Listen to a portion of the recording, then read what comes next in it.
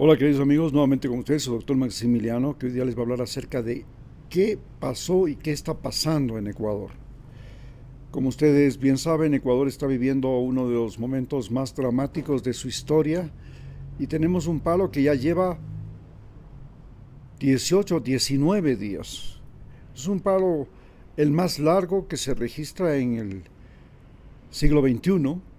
Este paro lo están llevando adelante los indígenas.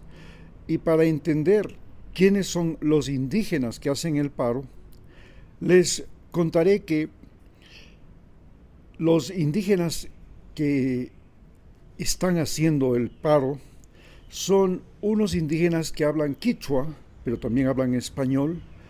En su mayoría practican la religión católica y hay indígenas que también practican la religión protestante, porque en los años 1964 llegó acá la misión de llamada Alianza para el Progreso y con ellos llegaron los voluntarios norteamericanos, el Cuerpo de Paz, y comenzaron a introducir la religión evangélica. Bien, de eso hablaremos más tarde. Pero ahora vamos a entender que este paro ha convertido a los indígenas ecuatorianos en los guerrilleros económicos más importantes de Sudamérica.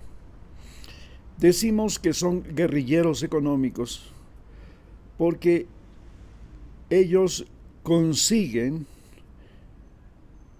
lo que se proponen mediante protestas, y estas protestas fundamentalmente no son protestas en las que la masa sale simplemente a manifestarse, sino que en estas protestas hay la particularidad de que, como los indígenas se han convertido en los principales proveedores y distribuidores de alimentos del Ecuador, ellos llevan con sus camionetas alimentos de la sierra a la costa y de todas partes del Ecuador hasta el último rincón de la patria.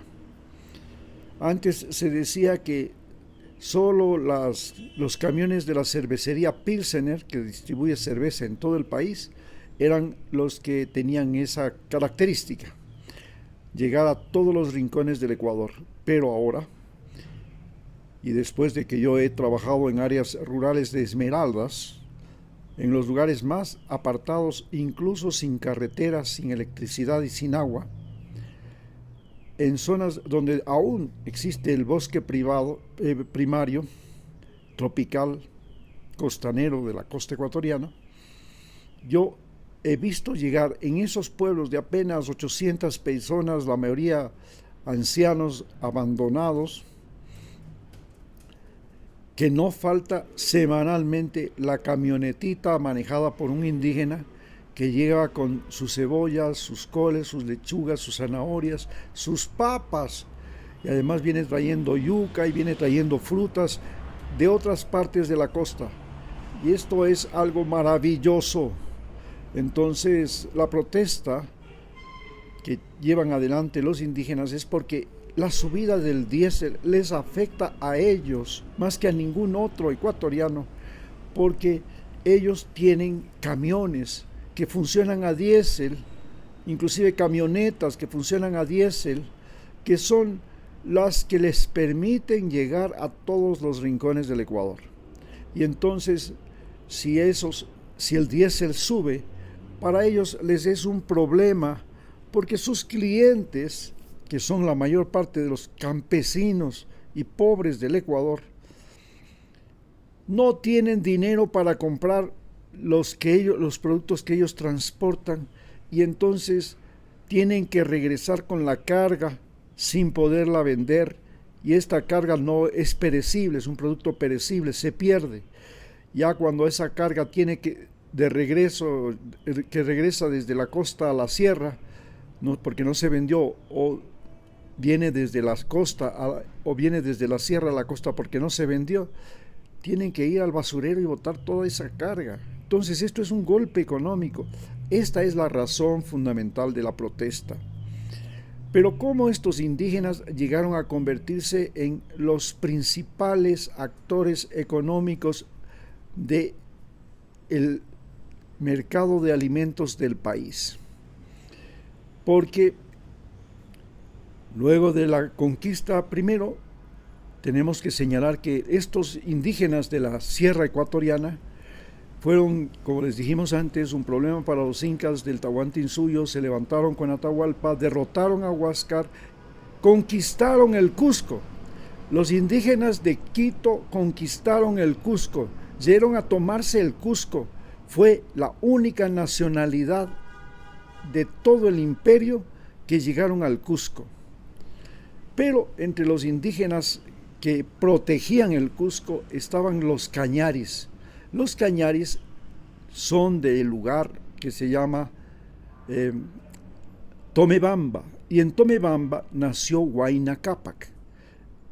Y entonces Huayna Cápac, que amaba a los cañaris desde niño, los convirtió en... Primero, los cañaris fueron los guerreros más feroces que se enfrentó Tupac Yupanqui.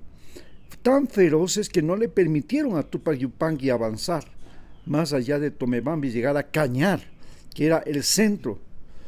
Y cuando ya llegaron a Cañar, los incas, inclusive ahí construyeron las ruinas de Ingapirca,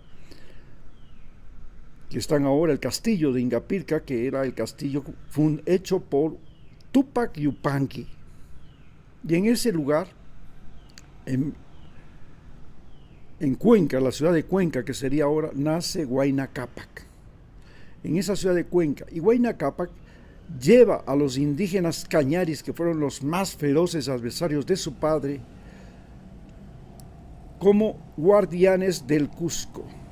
Pero cuando llega Atahualpa se enfrenta en primer lugar a los cañaris que defienden a Huáscar, porque eran los guardias personales de Huáscar.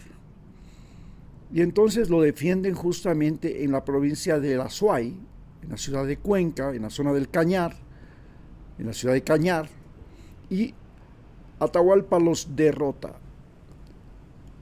Rabioso y furioso Atahualpa, que no era ningún angelito, era también muy temperamental, ordena que a esos indígenas se les saque el corazón, a los prisioneros vivos, no a los muertos. 5,000 indios se estima que fueron. Les hizo abrir el corazón, los mataron y les abrieron el corazón y los hizo enterrar los corazones, diciendo: veamos qué fruto dan corazones de traidores. Esto motivó para que cuando Benalcázar, el lugarteniente de Pizarro, de Francisco Pizarro, que estaba en el puerto de Paita, decidiera conquistar el territorio del norte de los incas, donde se decía que estaba el grueso del oro de los incas, el tesoro de Atahualpa, que se llamaría más tarde, ese tesoro de Atahualpa, que era la codicia de los españoles, trajo a Benalcázar hasta la provincia de Azuay, luego a Cañar, y los indígenas cañaris lo recibieron con los brazos abiertos, le ayudaron, se sumaron, 30,000 indígenas se sumaron a Pizarro, a Benalcázar, porque Benalcázar vino a liberarlos, y verdaderamente los liberó. Con esos indígenas fue que Benalcázar logró llegar a Quito y finalmente derrotar a Rumiñahui. Muchas gracias.